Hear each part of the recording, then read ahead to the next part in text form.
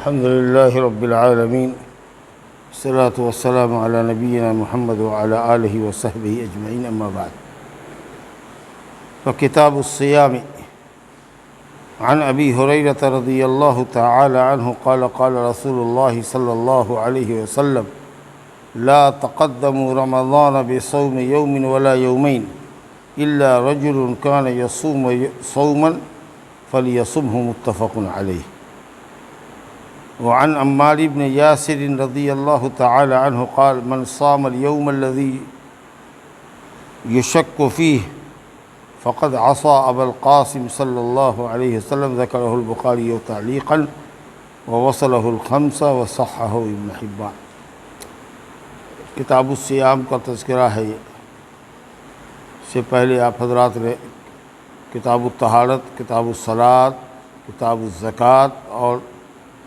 کتاب الصیام. اب یہ اہم رکن ہے اسلام کا. نماز، زکوٰۃ، روزہ اور حج، یہ چار ارکان عملی ہیں. اور سب سے پہلا رکن ہے اللہ کی وحدانیت کی گواہی اور رسول اللہ صلی اللہ علیہ وسلم کی رسالت کی گواہی. اسلام کے 5 ارکان ہیں.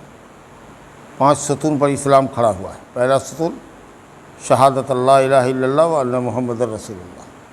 اور اس کے بعد دوسرا ستون ہے نماز، 5 وقت کی نماز قائم کرنا. تیسرا ستون زکوٰۃ دینا. چوتھا ستون کھمبا رمضان کے روزے رکھنا. اور 5واں حج بیت اللہ کرنا، جس کو حج کی طاقت ہے. یہ اسلام کے 5 ارکان، 5 اہم فرائض ہیں جس پر اسلام کی عمارت کھڑی ہے. تو اس میں 2 اہم فرائض کا آپ نے ذکر پڑھا ہے، نماز کا اور زکوٰۃ کا. اب یہ تیسرا رکن ہے صیام، روزہ کا. صیام کے معنی ہوتا ہے امساک، رک جانا. لغت میں عربی زبان میں صیام کہتے ہیں رک جانے کو. صام الفرس، گھوڑا جب اپنی چال سے رک جائے. اور اسلام میں جو روزہ رکھتے ہیں ہم لوگ، جس کو صیام کہا جاتا ہے، دیکھیے یہ لغوی معنی شرعی معنی میں پایا جاتا ہے. لغت میں معنی ہے صیام کا رک جانا، اور شریعت میں جو روزہ ہوتا ہے اس کے اندر بھی رکنے ہی کا کام ہوتا ہے. یعنی ہم کھانے اور پینے سے صبح صادق سے لے کر، جب صبح پاؤں پھٹتی ہے جس وقت فجر کی اذان ہوتی ہے، اس وقت سے لے کر صبح صادق سے لے کر کے آفتاب ڈوبنے تک، غروب شمس تک، کھانے سے، پینے سے اور بیوی کے ساتھ سنگ صحبت کرنے سے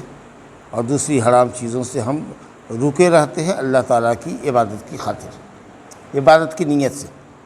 ثواب کی نیت سے، اللہ تعالیٰ کی اطاعت کرنے کی نیت سے. صبح صادق سے لے کر کے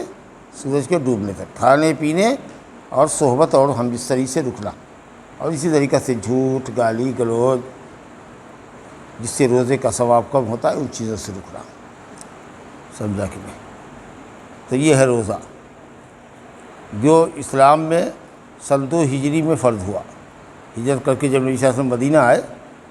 تو دوسرے سال میں رمضان کا روزہ فرض کیا گیا. اس طریقہ سے 9 رمضان نبی صلی اللہ علیہ وسلم نے روزہ رکھے. 9 رمضان، 11 رمضان کل آپ نے 11ویں سال آپ کا انتقال ہوا. ایک سال میں تو آئے تو رمضان کا روزہ فرض ہی نہیں ہوا، دوسرے سال کے رمضان میں فرض ہو گیا. سمجھا؟ تو اس طریقہ سے 9 سال آپ نے 9 رمضانات کے روزے آپ نے رکھے. اچھا، شروع میں جو مرحلہ تھا رمضان کا، قرآن مجید میں اس کی تفصیل آئی ہے سورہ بقرہ میں، کہ اللہ تعالیٰ نے اختیار دیا کہ اے مسلمانوں، رمضان کا روزہ تم پر فرض کیا گیا ہے. اب جو چاہے روزہ رکھے. آج جو روزہ رکھنے کی طاقت بھی رکھتا ہو تو وہ ایک مسکین کو کھانا کھلا کر کے روزہ نہ رکھنے یا روزہ رکھنے سے چھٹی لے لے، کیونکہ یہ مشکل عبادت ہے. دن بھر بھوکے پیاسے رہنا، حلال جائز تعلق بیوی سے، اس سے دور رہنا، یہ مشکل عبادت ہے. تو اسی لیے اس میں تدریج اختیار کیا، اسٹیپ بائی اسٹیپ ایسا کیا کہ صاحب جو چاہے روزہ رکھے، جو چاہے طاقت کے باوجود بھی ایک مسکین کو کھانا کھلا دے. لیکن اس کے بعد ایک دوسرا مرحلہ آیا، اس میں اللہ نے کہا کہ اب جو کوئی رمضان کا مہینہ پائے اس کو روزہ ہی رکھنا ہے. ہاں البتہ اگر آپ بیمار ہیں یا سفر پر جا رہے ہیں، مسافر ہے، تو بیماری اور سفر کی حالت میں آپ روزہ توڑ سکتے ہیں، لیکن جب آپ صحت یاب ہوں گے یا جب سفر سے واپس آ جائیں گے تو رمضان کے بعد سے لے کر کے آپ کو اگلے رمضان تک کے بیچ میں، اور جتنا جلد کریں اتنا اچھا ہے، زندگی کا کیا ٹھکانہ، سفر سے واپس ہو گئے اور رمضان کے بعد طبیعت آپ کی اچھی ہو گئی تو رمضان کے جو روزے آپ نے بیماری کی وجہ سے یا سفر کی وجہ سے چھوڑے تھے، اب اس کی روزے کی قضا کر لیجیے، سمجھا؟ اب فدیے کا جو حکم ہے، فدیے کا حکم کہ ایک مسکین کو کھانا کھلائے، یہ حکم بھی باقی ہے، لیکن ایسے مریض کے لیے جو دائمی مریض ہو، کبھی اچھا ہوگا ہی نہیں، اور ڈاکٹر نے روزہ رکھنے سے ہمیشہ کے لیے اس کو منع کیا، اور کبھی وہ بیماری اس کی اچھی ہوگی ہی نہیں، یا اتنا بوڑھا مرد اور عورت ہے کہ روزہ رکھتا ہے تو اس کی جان پہ بناتی ہے، لگتا ہے اب اس کی روح نکل جائے گی، اتنا زیادہ اولڈ ایج آدمی ہے، ایک دم بوڑھا چرکٹ ہے، روزہ رکھنے پر قادر نہیں ہے، تب ایسا آدمی مرد ہو یا عورت روزہ توڑ لے گا اور ایک مسکین کو بھر پیٹ کھانا کھلا دے گا، یا تو پکا ہوا کھانا کھلا دیجیے بھر پیٹ ایک وقت کا، اور نہیں تو علماء نے کہا ہے کہ 1.5 کلو آپ کو غلہ دینا ہوگا، چاول یا آٹا جو آپ کھاتے ہیں، سمجھا کہ اس کے ساتھ کچھ نقدی بھی دے دیجیے 10-20 سے اچھی بات ہے، ورنہ 1.5 کلو غلہ بہت کافی ہے، کیونکہ ایک آدمی 1.5 کلو کیا کھائے گا، آدھا کلو کھائے گا، 1 کلو اپنا بیچ کر کے تیل ترکاری کر لے گا، سمجھا نا؟ تو ایک دم بوڑھا آدمی ہے جو روزہ رکھنے پر قادر نہیں ہو، یا ایک دم دائم المریض ہو، ہمیشہ کا بیمار ہو، کبھی اچھا نہیں ہونے والا ہے، تو وہ فدیہ دے گا ایک مسکین کو، ہر روزے کے بدلے میں ایک مسکین، سمجھنا کیا؟ لیکن اگر مسافر ہیں، بیمار ہے، یا عورت حاملہ ہے، یا بچے کو دودھ پلا رہی ہے اور اس کی وجہ سے اس کو تکلیف ہو رہی ہے تو وہ روزہ توڑے گی، اور جب اچھی ہوگی تبھی روزہ رکھے گی، چاہے اب جتنے سال کا ہو، اب اس سال حمل میں ہے، اگلے سال دودھ پلانے کی وجہ سے روزہ نہیں رکھ رہی ہے، تیسرے سال پھر حمل میں ہے، چوتھے سال پھر دودھ پلا رہی ہے، اب یہ سلسلہ چل رہا ہے اور روزہ رکھ ہی نہیں پا رہی ہے بیچ میں، تو جب یہ سب جھنجھٹ سے نکلے گی، بال بچے سے پاک ہوگی اور اب دودھ پلانے کا معاملہ ختم ہوا تو 10 رمضان کا روزہ ہوگا تو 10 رمضان کا روزہ ہی رکھے، سمجھنا کہ کیونکہ یہ فرض ہے، سمجھا؟ تو یہ ہے اہمیت، اور اس کا فائدہ بہت ہے، ایک تو یہ بہت پرانی عبادت ہے، اس لیے اللہ نے اس امت کو، جو بہت پیاری امت ہے اللہ کے نزدیک، کیسے اللہ اس کو محروم کرتا، اس لیے قرآن نے کہا یا ایھا الذین آمنوا کتب علیکم الصیام کما کتب علی الذین من قبلکم لعلکم تتقون، اے ایمان والو تم پر روزے فرض کیے گئے جیسے تم سے پہلے لوگوں پر فرض کیے گئے تھے، کہا تھا کہ پرانی عبادت ہے، بھلا تم کو کیسے چھوڑ دیں، محروم کر دیں، اب مقصد کیا ہے، لعلکم تتقون، تاکہ تم متقی ہو جاؤ، تقوی اختیار کر لو، کہ یہ سوچو روزے میں کہ جب تم اللہ کے کہنے سے کھانا پینا چھوڑ سکتے ہو، بیوی سے دوری اختیار کر سکتے ہو، تو گناہ کے کام سے کیوں نہیں دوری اختیار کرتے؟ دوسرے کہ روزے میں صبر و تحمل ہوتا ہے، آدمی بھوک پیاس کی شدت کو برداشت کرتا ہے، صبر و تحمل آتا ہے، لوگ غصہ بھی دلاتا ہے تو روزے میں غصہ نہیں ہوتا ہے، کیونکہ اگر بگڑیں گے، گالی گلوچ کریں گے، ریر بہر کریں گے، چیخیں گے، چلائیں گے تو روزے کا ثواب ہمارا ختم ہو جائے گا، اس لیے حدیث میں آتا ہے کہ اگر کوئی گالی بھی دے روزے کی حالت میں اور تم سے جھگڑا مول لے تم سے، تو بھی اس کو کہہ دو کہ بھائی میں روزے سے، میں تمہارے منہ نہیں لگوں گا، لیکن ایسا ہوتا کہا ہے، بہت کم لوگ ہیں جو اپنے آپ پر کنٹرول رکھ پاتے ہیں، ورنہ ایک کہیے گا تو روزے کی حالت میں بھی 4 کہے گا بڑھ کر کے، ہاں، اور جتنا جو غصہ ہوگا کہے گا کہ ہم کو روزہ لگا ہوا ہے،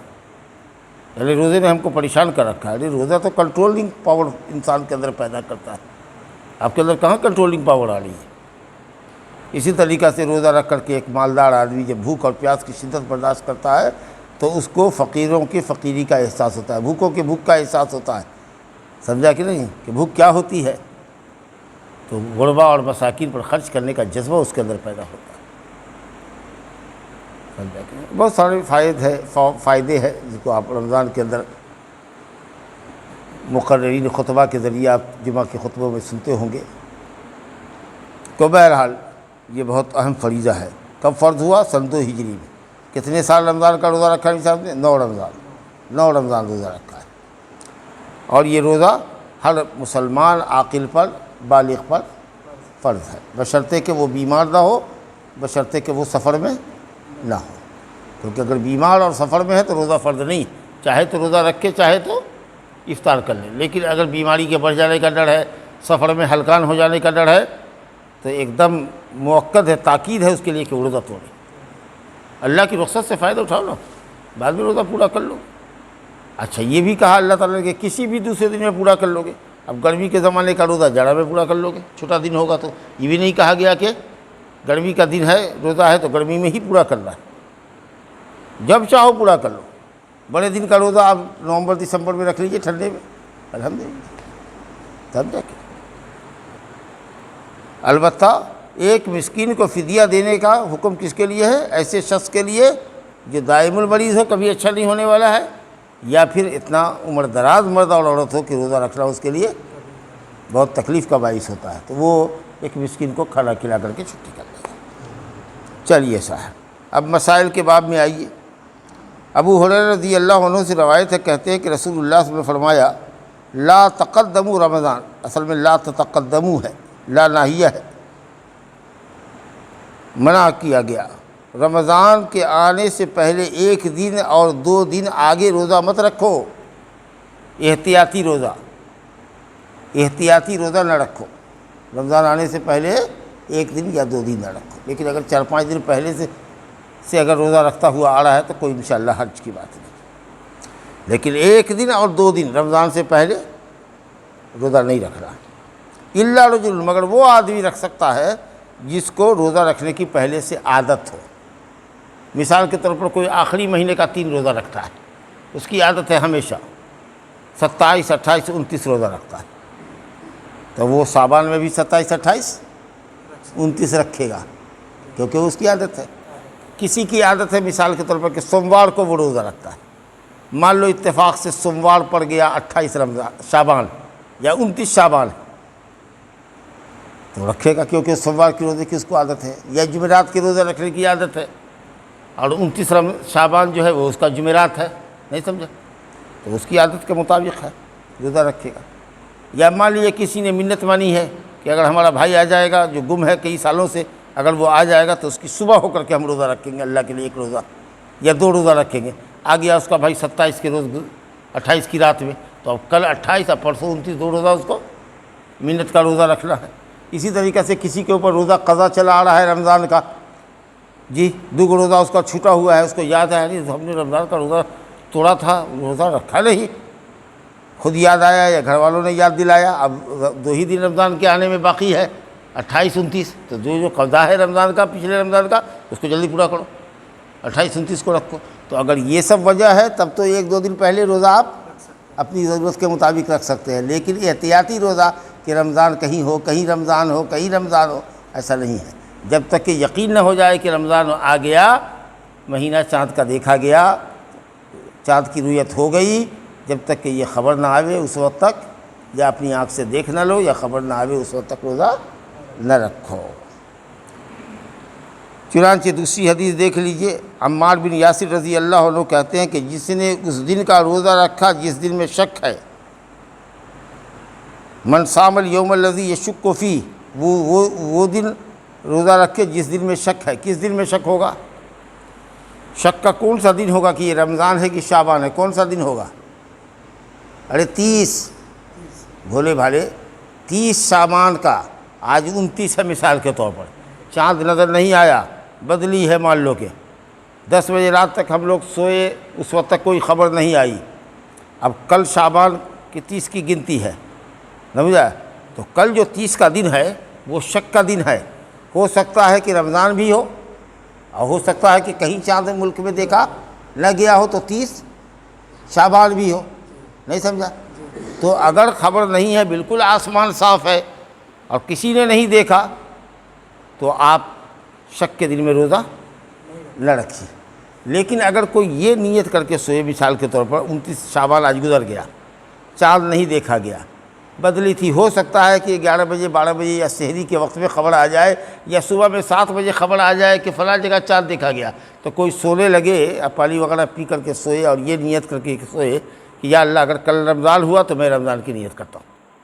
اور نہیں ہوا تو پھر جیسے کھاتے ہیں ویسے کھائیں گے، اور اتفاق سے صبح ہو کر کے معلوم ہوا کہ نہیں آج تو رمضان ہے، تو الحمدللہ اس کا وہ روزہ ہو گیا، سمجھا کہ؟ تو احتیاط ہے، اگر وہ اس طرح کی نیت کر کے سوتا ہے کنڈیشنلی کہ اگر رمضان ہوا تو روزے سے سمجھا جاؤں گا، نہیں تو کھا لوں گا تو کوئی حرج نہیں۔ لیکن اگر کہیں کوئی مسئلہ نہیں ہے، اور ابھی 30 کا دن باقی ہے، 30واں دن باقی ہے شعبان کا، اور بدلی وغیرہ ہے، چاند نہیں دیکھا گیا ہے۔ اچھا اس میں بھی ہوتا ہے، بدلی جب ہوتی ہے نا تب شک ہوتی ہے، شک ہوتا ہے جب بدلی ہوتی ہے تب، کہ یہاں نہیں دیکھا گیا دربھنگے میں، ہو سکتا ہے کسی اور شہر میں دیکھا جائے، کہیں اور دیکھا جائے جی۔ لیکن اگر آپ پورے دربھنگے کے اندر ایک دم آسمان بالکل صاف ستھرا ہے، اس گاؤں میں نہیں دیکھا کسی نے، کسی کی نگاہ تیز نہیں ہوگی، کسی دوسرے گاؤں میں تو کسی نے دیکھا ہوگا، تیسرے گاؤں میں بھی دیکھا ہوگا، سمجھا کہ تو پھر وہ اگلا دن آپ کے لیے شک کا دن نہیں ہے، سمجھا کہ تو بدلی جب ہوتی ہے، یا مان لیجئے کہ بڑے بڑے پہاڑ ہیں اور آپ پہاڑ کے دامن میں رہتے ہیں اور پہاڑ پر چڑھ کر کے آپ دیکھ نہیں سکتے ہیں،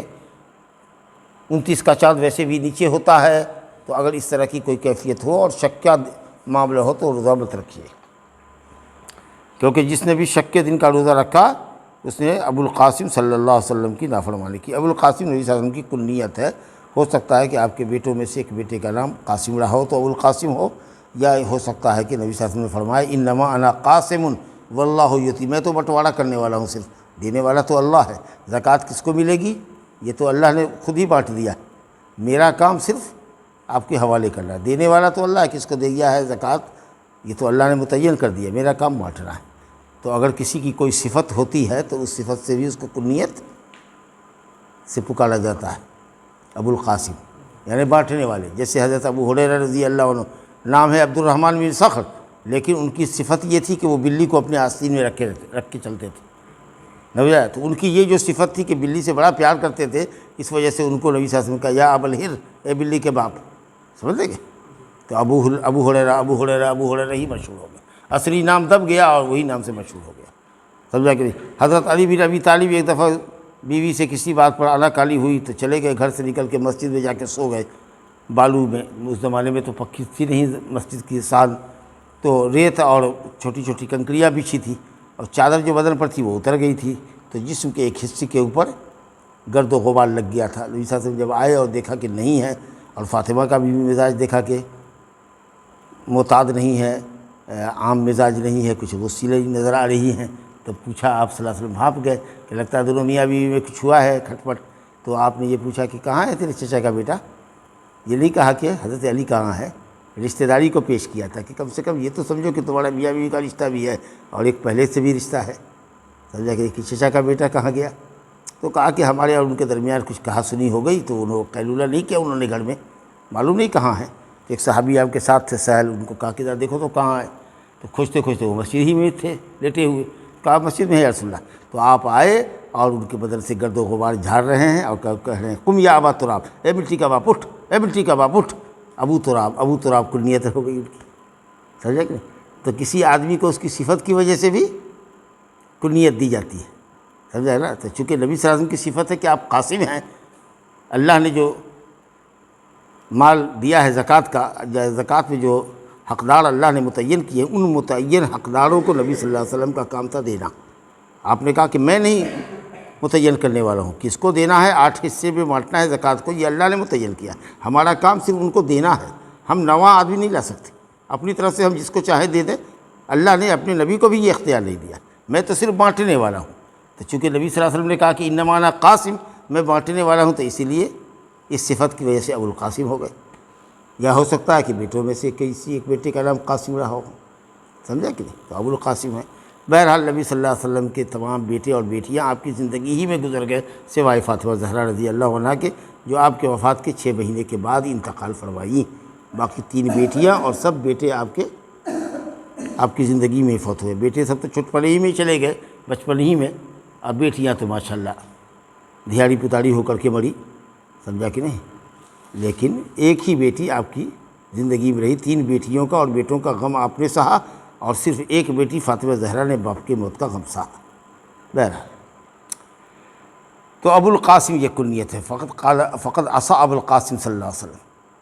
ابو القاسم صلی اللہ علیہ وسلم کی اس نے نافرمانی کی، صحابی یہ کہہ رہے ہیں، اور نافرمانی کس طرح ہوتی ہے، یا تو واجب کو ترک کر دیں ہم، یا حرام کا ارتکاب کر لیں، اس کا مطلب یہ ہے کہ شک کے دن میں کہ کہیں سے کوئی خبر نہیں آئی ہے چاند دیکھنے کی، اور بدلی بھی رہی اور چاند دیکھا بھی نہیں گیا، لیکن آپ کو یہ تردد ہے کہ ہو سکتا ہے رمضان بھی پہلا رمضان ہو سکتا ہے کہ 30 شعبان بھی ہے، تو چلو ہم روزہ ہی رکھیں، اور یہ آپ نے عزم کر لیا، تو آپ نے محمد صلی اللہ علیہ وسلم کی نافرمانی کی. سمجھ گئے نا. تیسری حدیث دیکھیے, عن ابن عمر رضی اللہ عنہما, حضرت عبداللہ بن عمر رضی اللہ عنہما سے روایت ہے, کہتے ہیں